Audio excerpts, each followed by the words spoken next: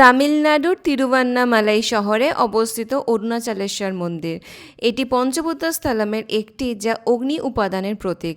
এখানে স্বয়ং মহাদেবকে অগ্নিলিঙ্গম হিসেবে পুজো করা হয়। মন্দিরের 4টে গেট আছে, নর্থ, সাউথ, ইস্ট, ওয়েস্ট। আমি যে গেটের সামনে দাঁড়িয়ে আছি সেটা হচ্ছে ওয়েস্ট গেট, আর ওয়েস্ট গেটটা কিন্তু বন্ধ থাকে।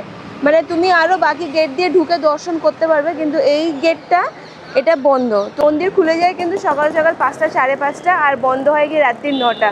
এই সময়ের মাঝে তুমি যখন খুশি আসো দর্শন করো, কিন্তু উইকেন্ডসে প্রচুর প্রচুর ভিড় হয়, এটা মাথায় রেখে দিও।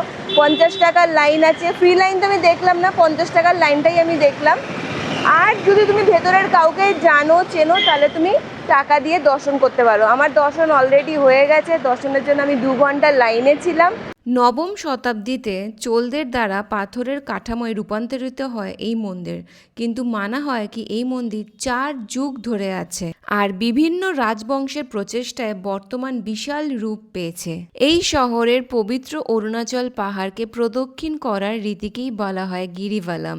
তামিল ভাষায় গিরি মানে পাহাড় এবং ভালাম মানে প্রদক্ষিণ করা। সাধারণত এটা খালি পায়ে হাঁটা হয়, আর যখন হাঁটবেন এই 14 কিলোমিটার পথ অনেক সাইনেজেস পাবেন, আপনার বুঝতে কোনো অসুবিধা হবে না। গিরিভালামের সময় 8টি লিঙ্গামের মন্দির আছে, নানান পুরনো মন্দির, আশ্রম আছে, আপনারা সেখানেও দর্শন করুন। অনেক মন্দিরে আবার প্রসাদ দেয়, পারলে সেটাও কিন্তু খাবেন।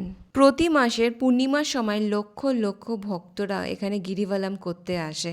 আমি ঠাকুরের আশীর্বাদে 3বার গিরিভালাম করার সুযোগ পেয়েছি। 2023 সালে আমার প্রথম এখানে আসা, আর আমি মনে করি মহাদেব না চাইলে না আমি এখানে আসতে পারতাম, না আমি এসে বহুবার তার দর্শন করতে পারতাম।